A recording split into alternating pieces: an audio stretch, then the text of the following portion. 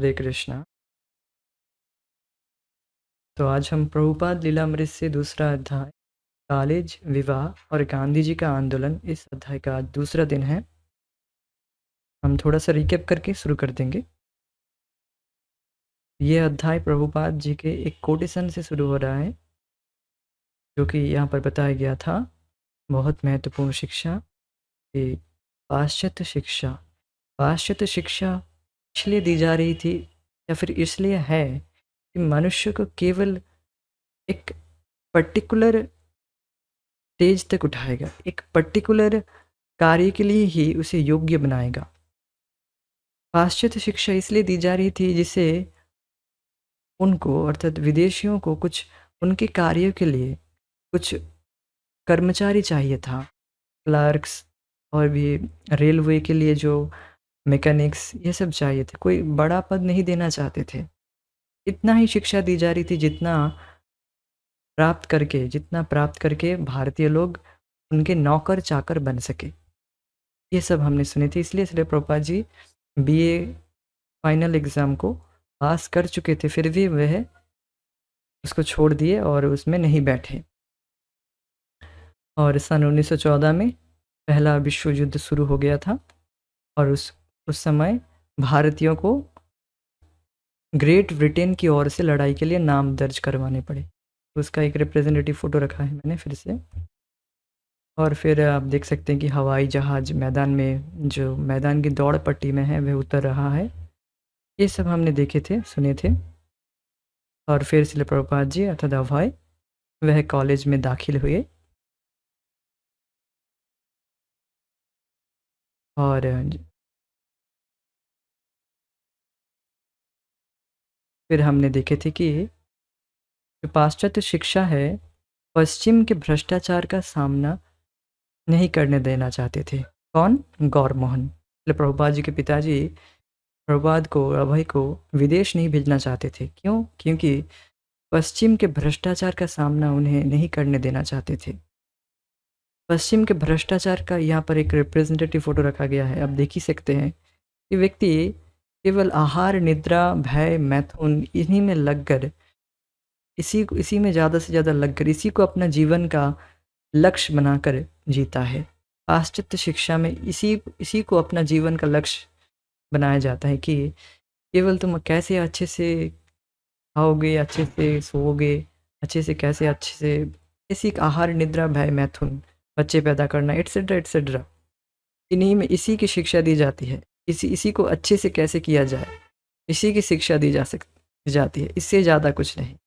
और आप देख सकते हैं इनको ग्रहण करके व्यक्ति केवल ही केवल नरक की ओर बढ़ता है और कुछ नहीं। उसमें कुछ मोरलिटी, नैतिकता नहीं आती है व्यक्ति में। तथाकथित नैतिकता वह सीख कर भी वह अपने नैतिकता में नहीं टिक पाता है, ऐसा देखा जाता है। पाश्चात्य शिक्षा को ग्रहण करके उसके कैरेक्टर में, चरित्र में कोई परिवर्तन नहीं आता है। बाहरी रूप से कुछ परिवर्तन आए भी, किंतु अंदरी रूप से उसमें कोई परिवर्तन नहीं आता है। वह बाहरी तौर पर एक्सटर्नली बहुत सुंदर, बहुत ग्लैमरस, बहुत ही सुंदर सो कॉल्ड तथाकथित बहुत सुंदर जीवन यापन कर रहा होगा, ऐसा देखा जा सकता है, किंतु वह नरक की ओर ही जा रहा है।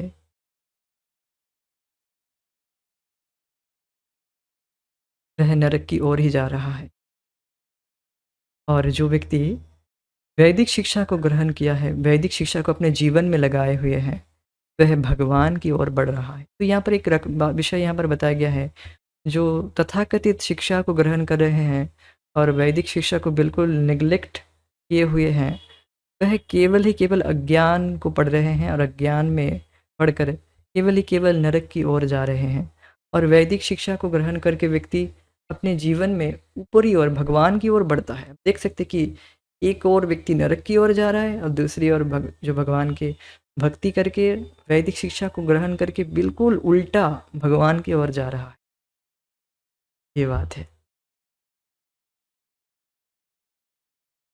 तो यहाँ पर और भी एक विषय बताया गया था कि अभय को, श्रील प्रभुपाद जी को उनके पिताजी श्रीमती राधा रानी और भगवान कृष्ण का सच्चा भक्त बनाना चाहते थे।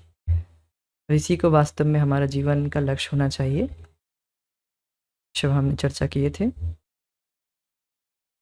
अब हम आज के विषय में आ जाएंगे। श्रील प्रभुपाद लीलामृत प्रकरण 2, कॉलेज, विवाह और गांधी जी का आंदोलन। दूसरा दिन। अमृतलाल बोस ने, जो बंगाल में थिएटर के प्रसिद्ध आयोजक थे और संचालक थे, महाप्रभु चैतन्य के जीवन पर आधारित एक नाटक के अभिनय की तैयारी अभय और उनके सहपाठियों से कराई थी। अब श्रील प्रभुपाद जी अपने स्कॉटिश चर्च कॉलेज में उनके एक अध्यापक अमृतलाल बोस के द्वारा एक नाटक की प्रस्तुति की जा रही है, और जो नाटक की श्रीमन चैतन्य महाप्रभु का, जो पंच श्रीमन चैतन्य महाप्रभु के साथ उनके जो पार्षद हैं उनके सहित एक नाटक है। अब इन नाटक के विषय में इस यहाँ पर बताया गया है कि उनके सहपाठियों से कराई थी। कौन? अमृतलाल बोस ने। क्योंकि चैतन्य लीला सार्वजनिक थिएटर में 8 आने में देखी जा सकती थी, इसलिए बोस ने तर्क किया कि उसके शौकिया अभिनय की क्या आवश्यकता है, और वे कहते हैं कि तुम लोगों की चैतन्य लीला के अभिनय का दर्शक पर इतना प्रभाव होना चाहिए कि उसे देखने के बाद वे पाप कर्म करने के लिए कभी राजी ना हो। तो यहाँ पर जो अमृतलाल बोस है वह इस तरह से थोड़ा सा बिल्कुल स्ट्रिक्टली, बिल्कुल फोकस हुए थे, बिल्कुल स्ट्रिक्टली उनको आदेश दे रहे हैं कि चैतन्य लीला बाहर थिएटर में 8 आने में लोग देख सकते हैं, तो फिर हमारे इस थिएटर का, अर्थात हमारे इस नाटक का करने के क्या फ़ायदा। देखो, तुम इस तरह से इस नाटक को प्रस्तुत करो जिसको लोग देखकर इसके शिक्षाओं को ग्रहण कर सके। हम भगवत गीता, श्रीमद् भागवतम पढ़ते हैं या शास्त्र अध्ययन करते हैं, इसका मतलब ये नहीं बस एक कान से सुन लिया और दूसरे कान से निकाल दिया। अब ये भी जो अपने जीवन में नहीं उतार रहा है, उसके लिए प्यूरिफिकेशन तो उसका हो रहा है, मतलब शुद्धिकरण तो हो ही रहा है, वह तो ठीक ही है, किंतु व्यक्ति को अपने जीवन में लगाना चाहिए। अगर वह अपने जीवन में बहुत बड़ा परिवर्तन चाहता है, देखना चाहता है अपने जीवन में, तो जैसा बताया जा रहा है 16 माला का जप, 4 नियम का पालन करना, ये सब करके देखना होगा व्यक्ति को। वह करेगा नहीं, बस केवल सुनता रहेगा, वो भी ठीक है, एक समय करने में लग जाएगा, that is okay also, but वह अगर अपने जीवन में थोड़ा थोड़ा करके पालन करने के लिए लगेगा, लगकर वह मेहनत करेगा इस पर, तब जीवन में ज़रूर परिवर्तन आएगा। यहाँ पर बताया गया है कि, इसलिए यहाँ पर अमृतलाल बोस बता रहे हैं कि ऐसा नहीं कि केवल सुन रहे, एक कान से सुनकर दूसरे कान से निकाल देंगे।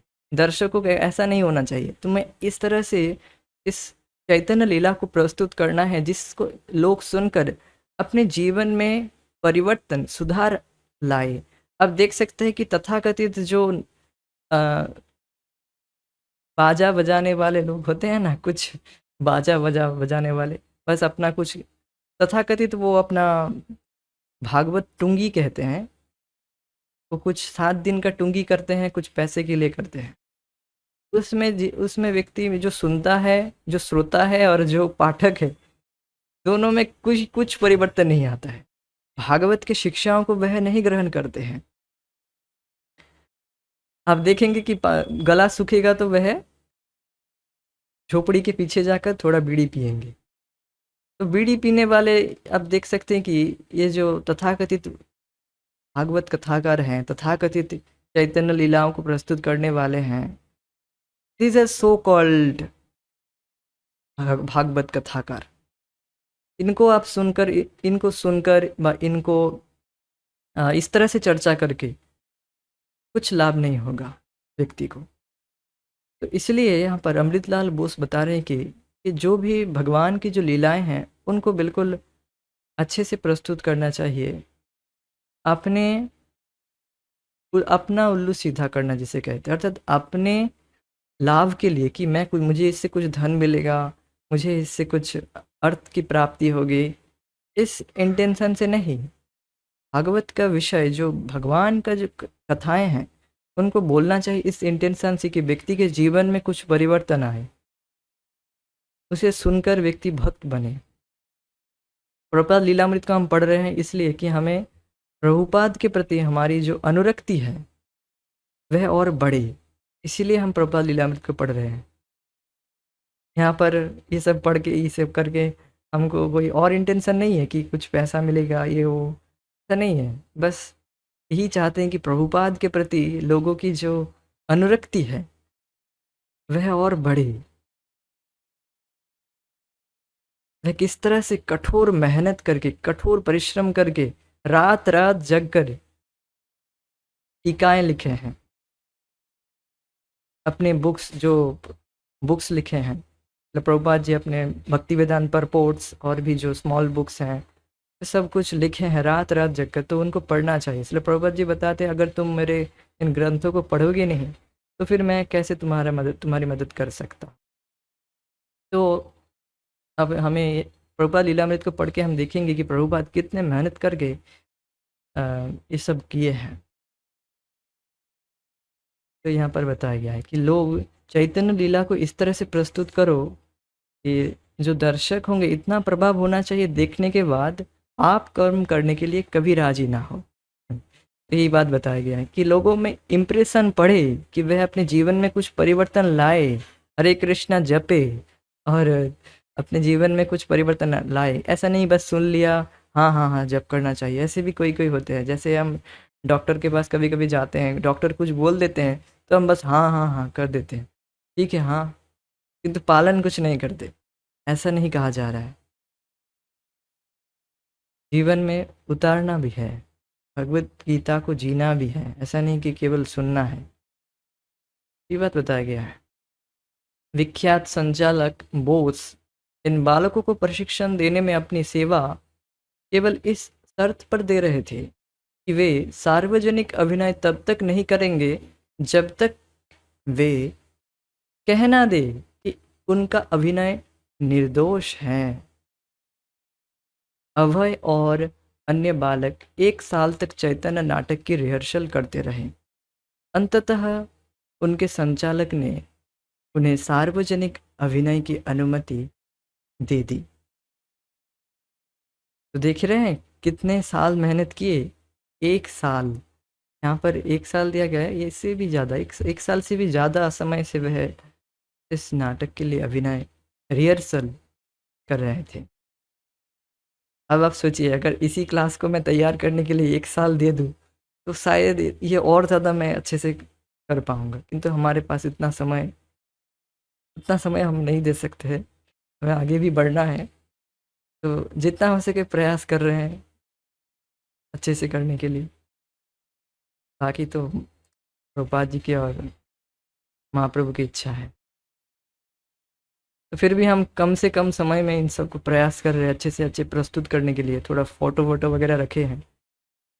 तो देखिए यहाँ पर बताया गया है कि अद्वैत आचार्य की भूमिका में अभिनय करते हुए अभय ने देखा कि दर्शकों में बहुत से लोग रो रहे हैं।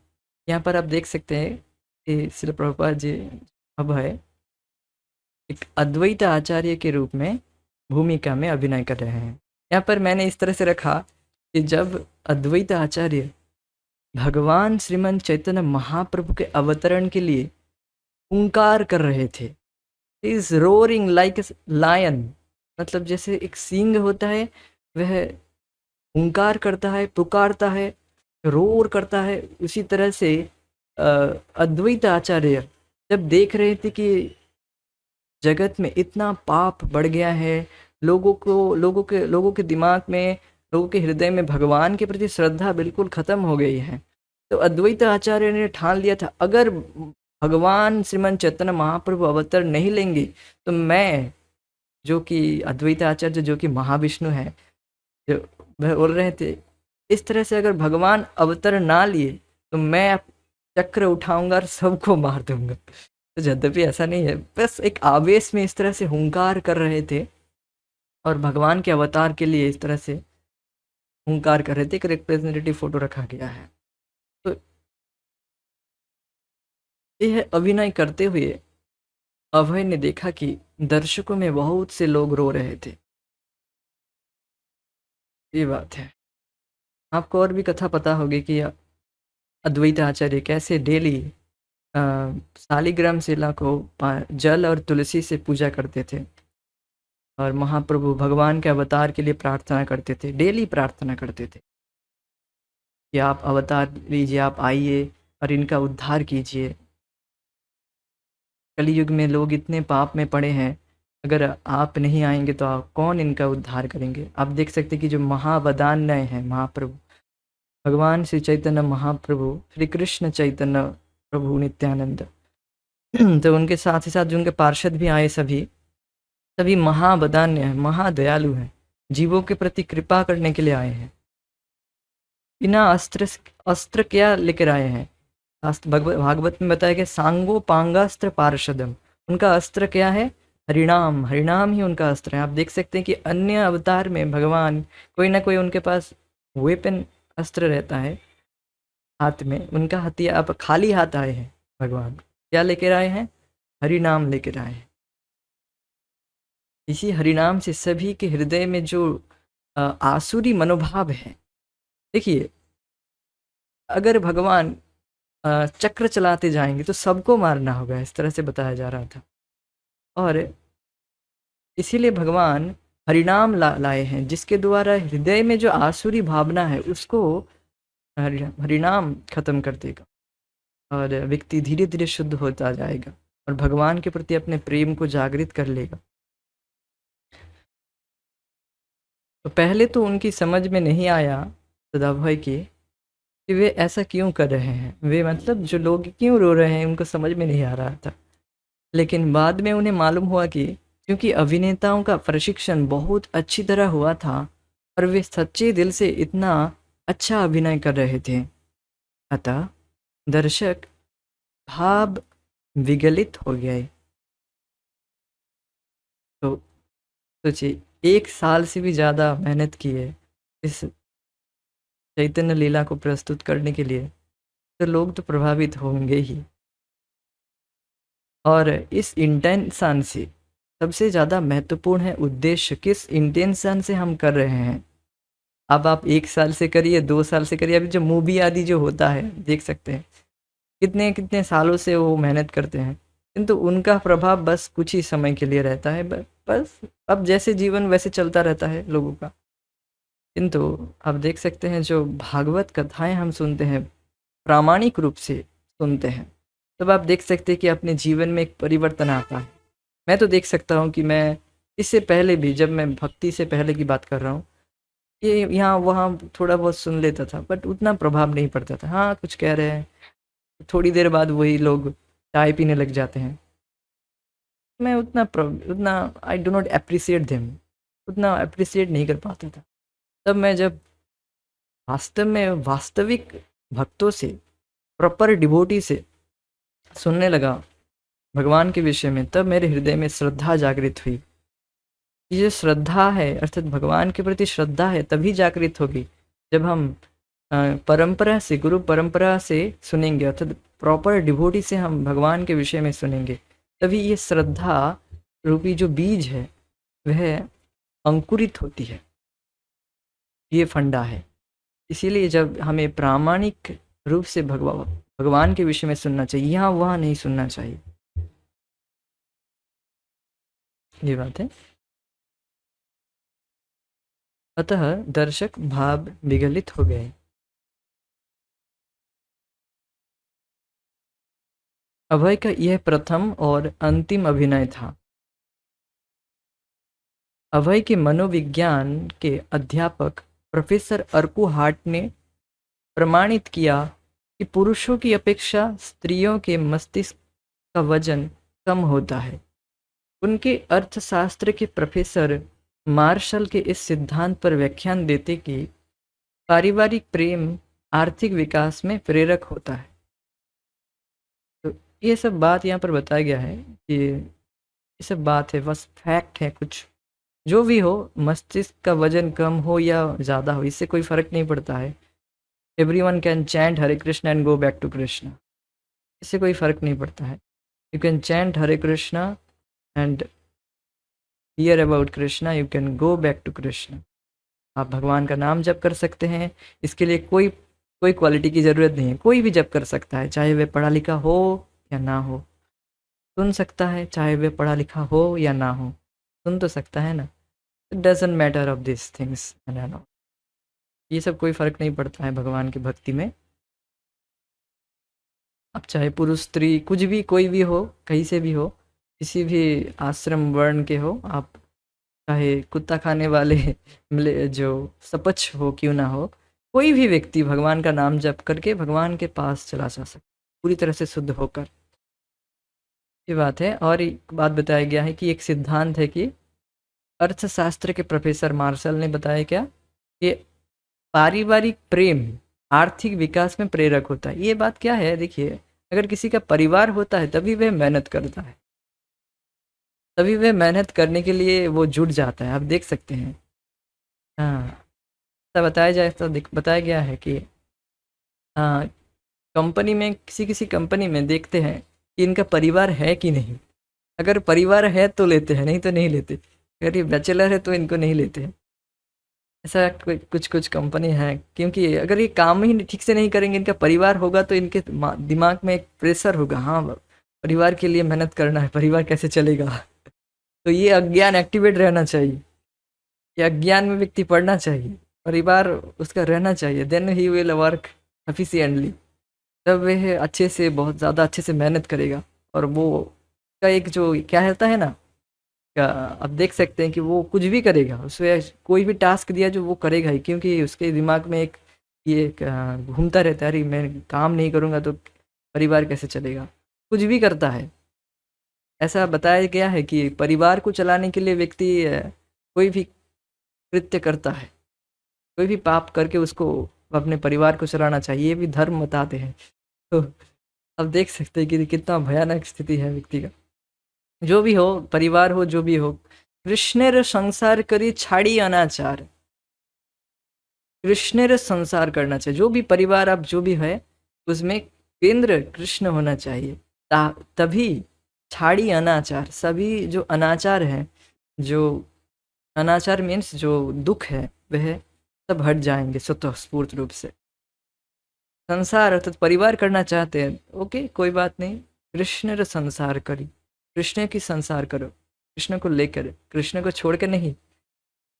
तब आप वैकुंठ कॉन्शसनेस में है, क्योंकि वैकुंठ में कोई ब्रह्मचारी सन्यासी नहीं है, वहाँ पर सभी गृहस्थ हैं, किंतु वहाँ पर कृष्ण को केंद्र में रखकर सभी भगवान की ही प्रसन्नता के लिए कार्य करते हैं। तो that is Goloka consciousness, Vaikuntha consciousness, that is wanted, वही चाहिए।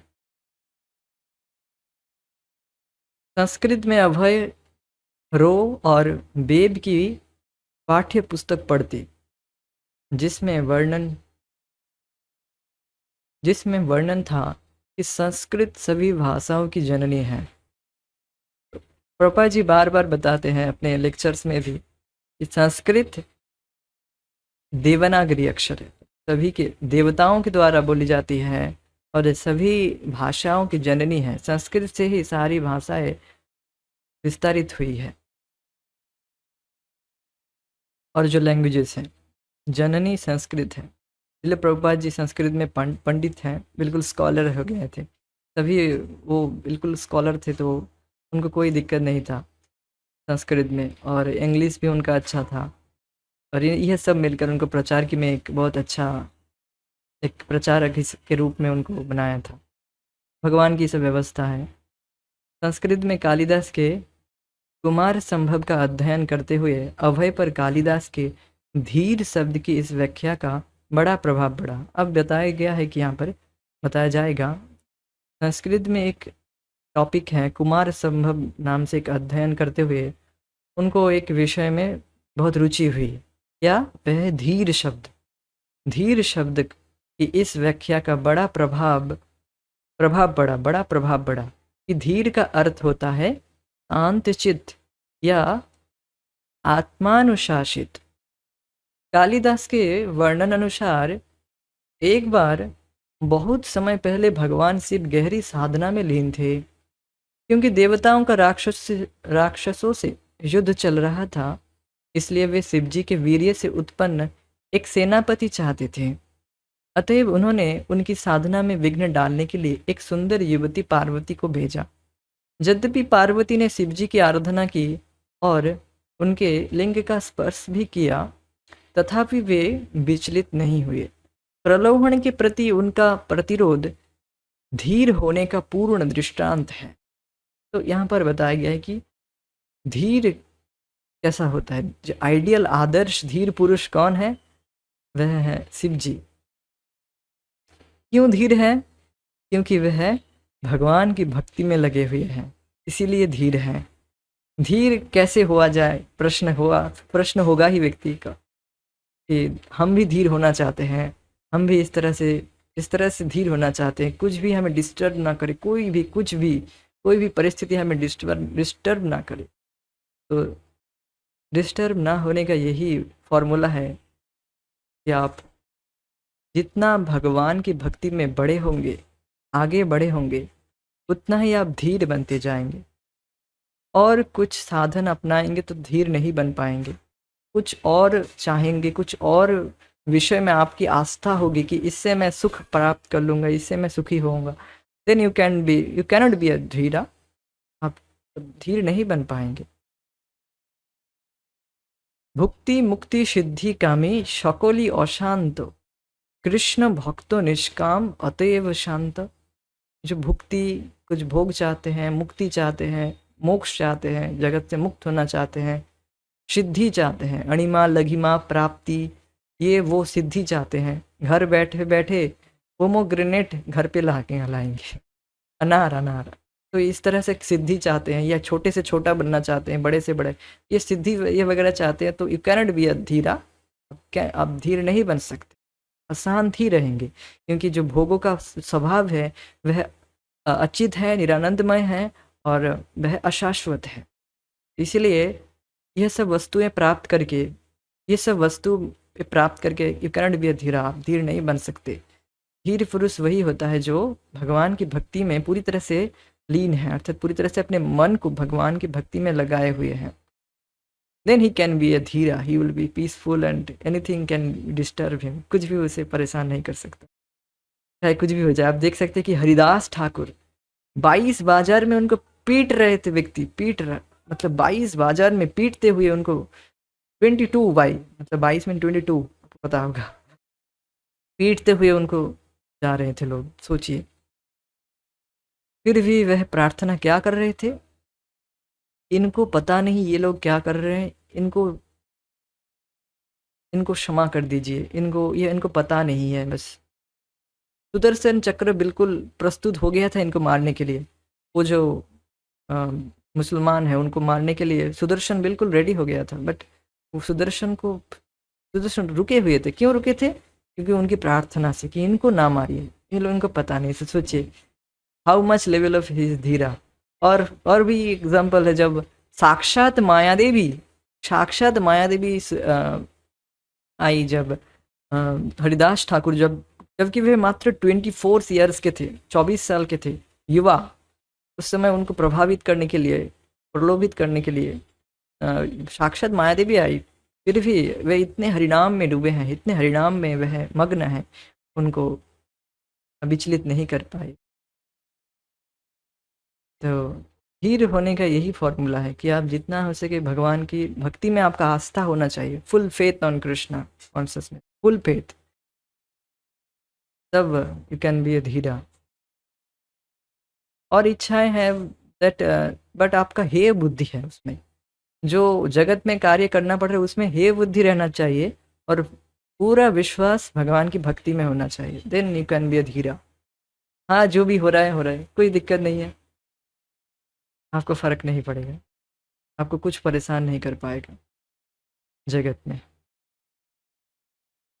यही बात है कि व्यक्ति जितना हो सके अपने आप को कृष्ण भावनामृत में आगे बढ़ाए, तब वह धीर पुरुष बन सकता है। और शिव जी तो देख ही सकते कि पंचमुखे हरिनाम, 5 मुख से हरिनाम और भागवतम का पाठ कर रहे हैं, तो वह पूरी तरह से भगवान की भक्ति में लगे हुए।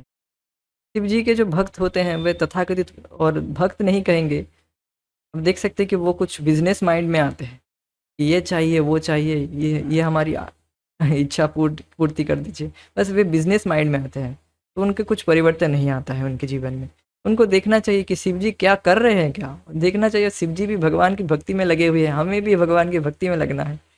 दिस इज अ सिंपल फंडा। आचार्य जो होते हैं वे अपने आचरण से दिखाते हैं, तो शिव जी आचरण करके दिखा रहे हैं, बस करो ना, ये बात है। भारत में अंग्रेजों द्वारा संचालित अन्य स्कूलों की तरह ही स्कॉटिश चर्च कॉलेज के सभी अध्यापकों को भी स्थानीय भाषा सीखनी पड़ती थी। अब सीन चेंज हो रहा है।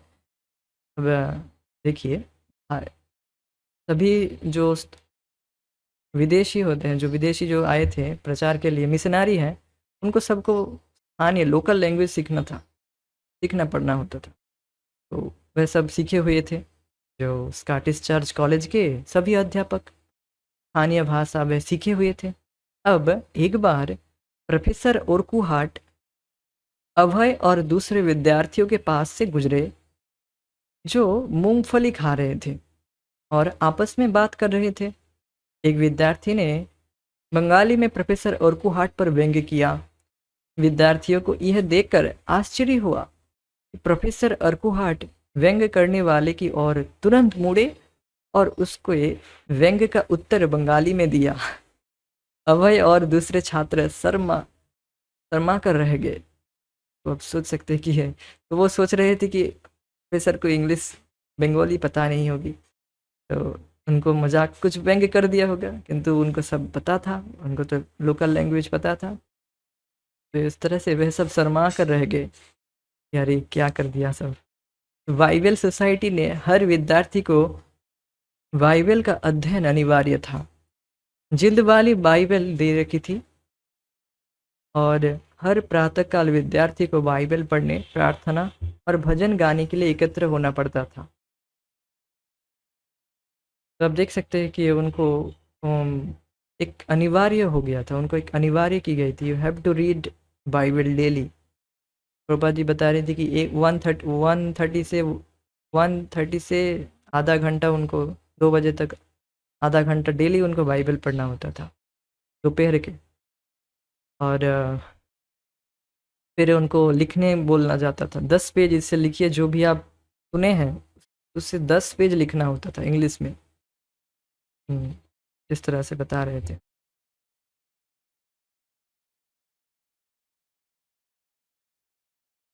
प्रोफेसरों में से एक ने, थोड़ा सा टेक्स्ट उल्टा फुल्टा हो गया, मैं ठीक कर दूंगा बाद में।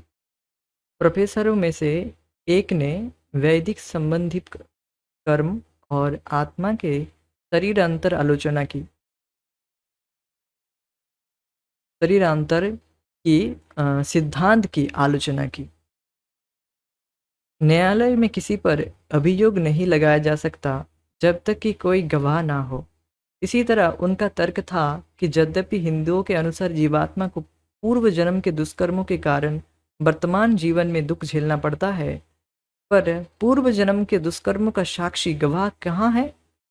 इस आलोचना से अभय अप्रसन्न हुए और वे जानते थे कि इसका खंडन कैसे हो सकता है, लेकिन एक विद्यार्थी होने के नाते वे चुप रहे। सामाजिक दृष्टि से उनका दर्जा नीचा था और एक विद्यार्थी के लिए किसी अध्यापक को चुनौती देने की गुंजाइश नहीं थी। लेकिन वे जानते थे कि कर्म के विरुद्ध प्रोफेसर का तर्क तारहीन था। वे जानते थे कि हमारे कर्म के गवाह है।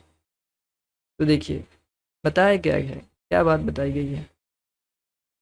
तो यहाँ पर जो स्कॉटिश हैं, स्कॉटिश चर्च कॉलेज के जो पादरी अध्यापक हैं, उनका एक ही उद्देश्य है कि जो वैदिक सिद्धांत है उनका खंडन करना, उनको नीचा दिखाना और अपने जो सिद्धांत है उनको ऊंचा दिखाना। तो इसी तरह से एक उदाहरण यहाँ पर प्रस्तुत किया गया है कि जो कर्म का जो सिद्धांत है कि व्यक्ति अपने कर्म के अनुसार ही अगले जीवन में उसे अपना शरीर मिलता है। जैसे हमें इस जीवन में हम जिस एक पर्टिकुलर बॉडी में हैं, कि कोई स्त्री के शरीर में है, कोई पुरुष के शरीर में है, कोई विशेष जगह में ही, कोई नोएडा, कोई कहीं पर भी, कलकत्ता, कहीं भी एक विशेष जगह पर ही वह जन्म लेता है।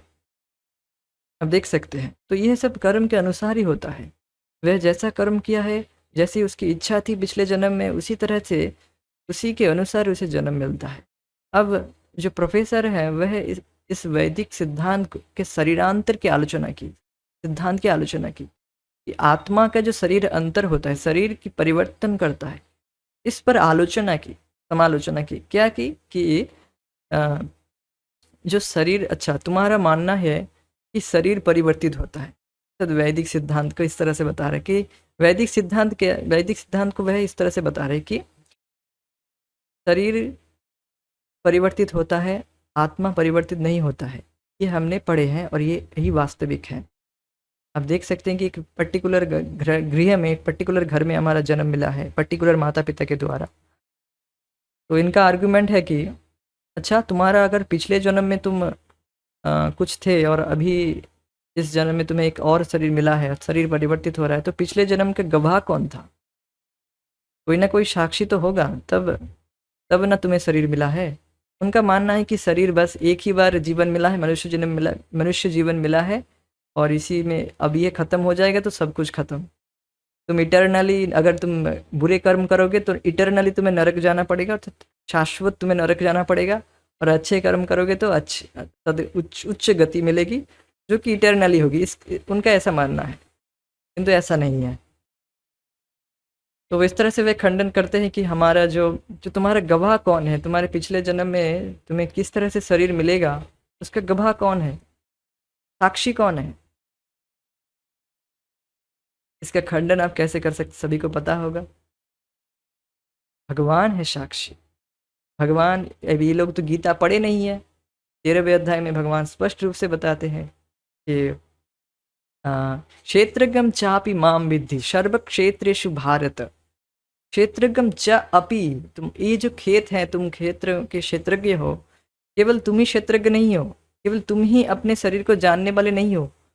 मैं सभी क्षेत्र, सभी शरीर के क्या चल रहा है, शरीर में सभी व्यक्ति के, हर व्यक्ति में क्या, हर व्यक्ति के मन में क्या चल रहा है, मैं सभी के खेतों का मालिक हूँ।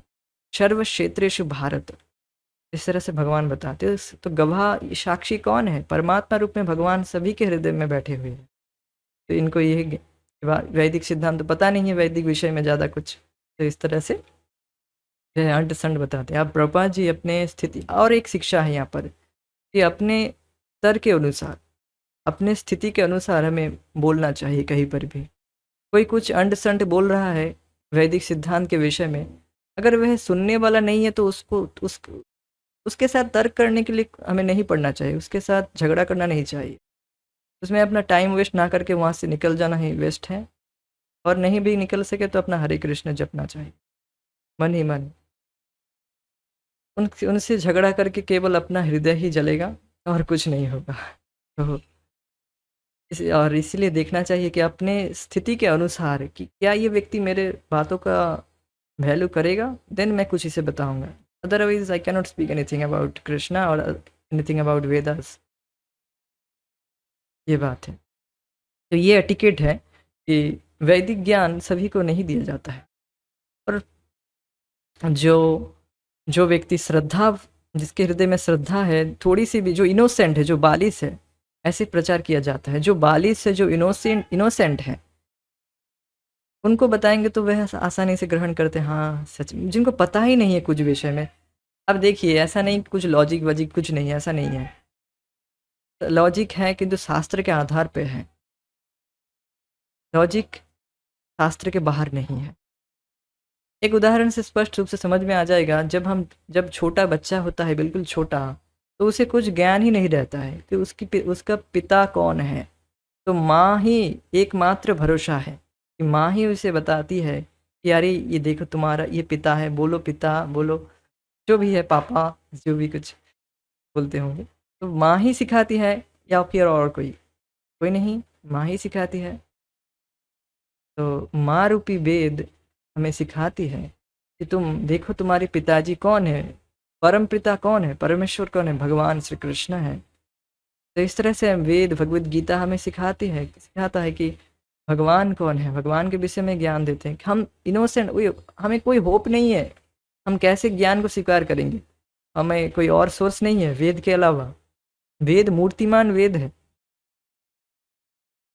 तो ये बात है। तो तर्क करके, शुष्क तर्क करके हम नहीं समझ पाएंगे भगवत ज्ञान को, क्योंकि हम एक छोटे बच्चे की तरह है।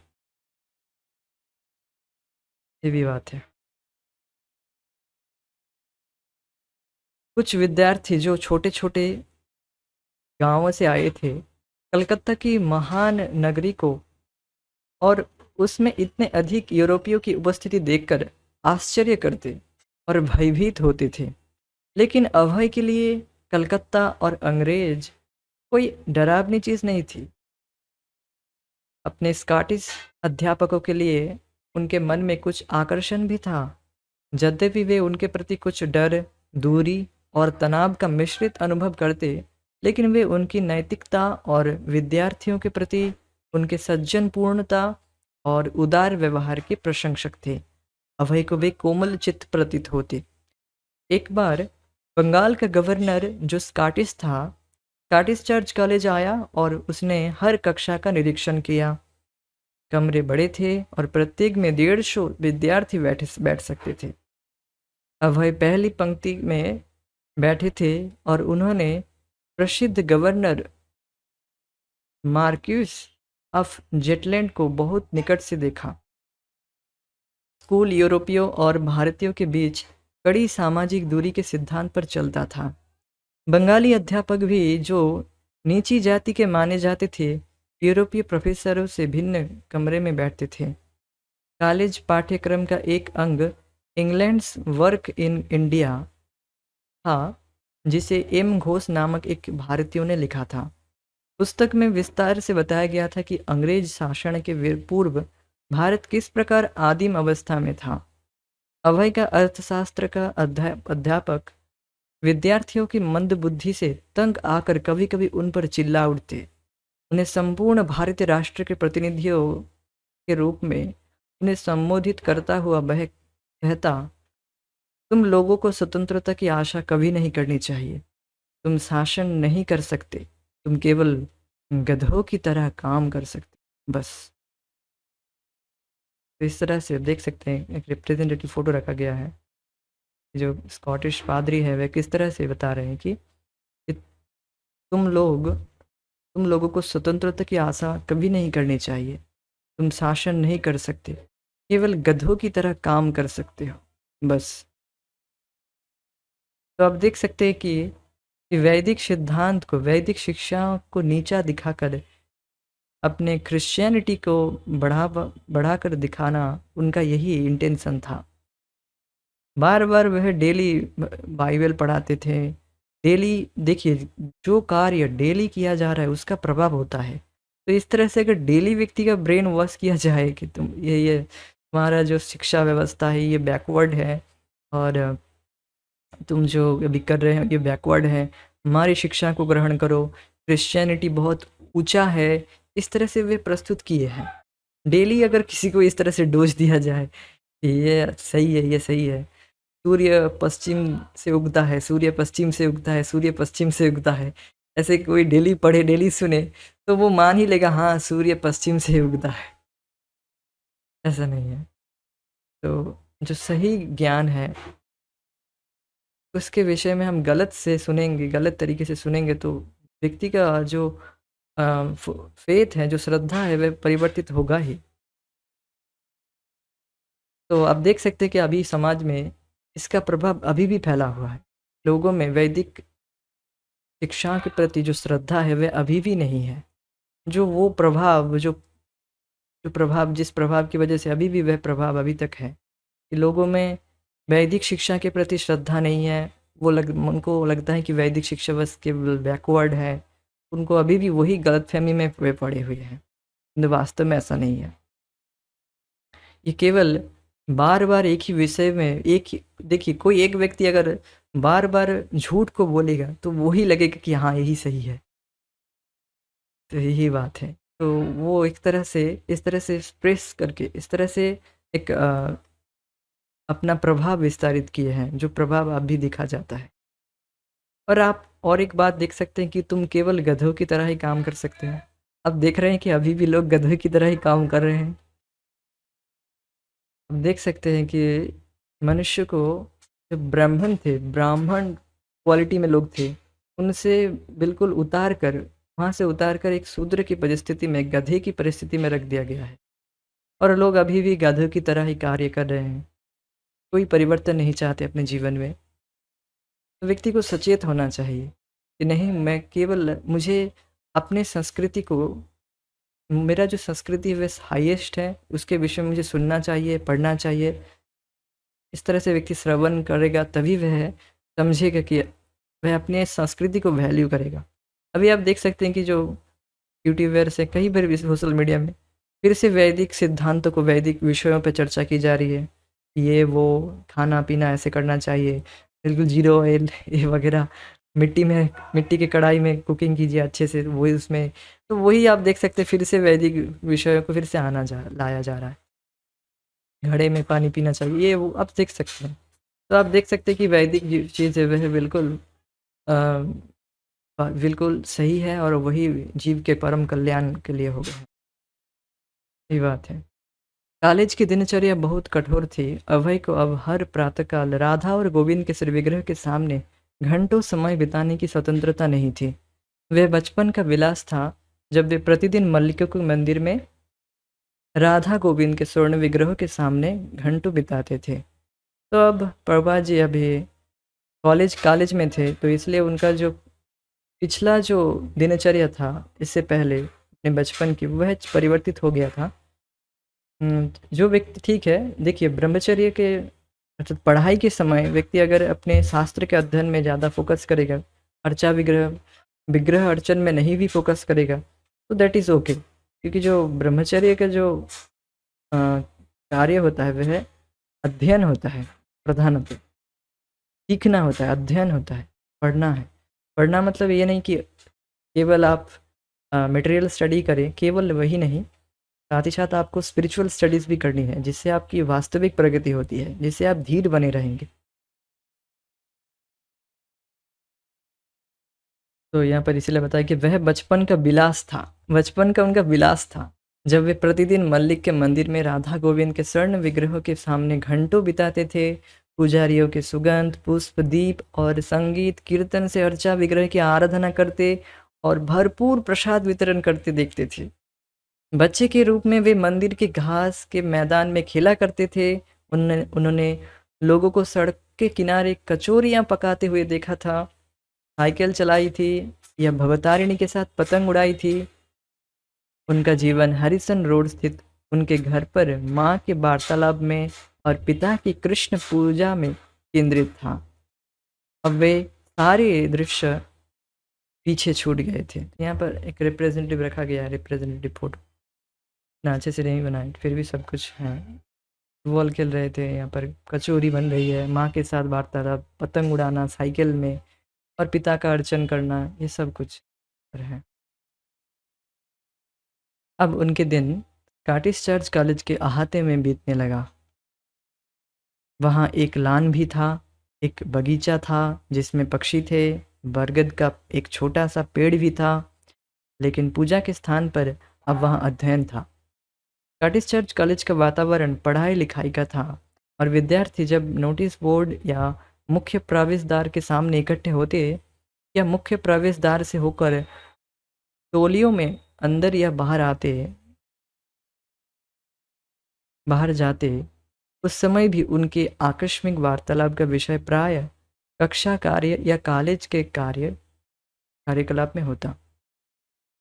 जब अभय अपने सहपाठियों के साथ कक्षा में किसी बेंच पर ना बैठे होते जिसके सामने लेक्चर हॉल में कोई डेस्क पंक्तियों में पड़ी होती थी, या जब वे प्रोफेसर में से जो प्राय यूरोपीय लिबास में पादरी होते थे और स्कॉटिश चर्च लहेज में बोलते हुए ड्यूटी ड्यूटी जैसे शब्द को जूटी कहते, किसी एक का व्याख्यान ध्यानपूर्वक ना सुनते होते, या जब वे पाश्चात्य तर्कशास्त्र या रसायन शास्त्र या मनोविज्ञान पर व्याख्यान सुनने के लिए वास्तव में कक्षा में ना होते, तो उस समय वे कॉलेज लाइब्रेरी में पुस्तकों से घिरे किसी मेज पर बैठे गृह कार्य को पूरा करने में लगे होते, या किसी पुस्तक को पढ़ने होते, या नोट लिखते होते, और सिर के ऊपर चलता हुआ पंखा पुस्तक के पृष्ठों को उलटता पलटता हो रहता। जब वे अपने माँ बाप, बहिनें, भाइयों के साथ घर पर होते, उस समय भी वे अपना पाठ पढ़ते होते, या लेक्चर हॉल में अध्यापक के सामने प्रस्तुत करने को कुछ लिखते होते।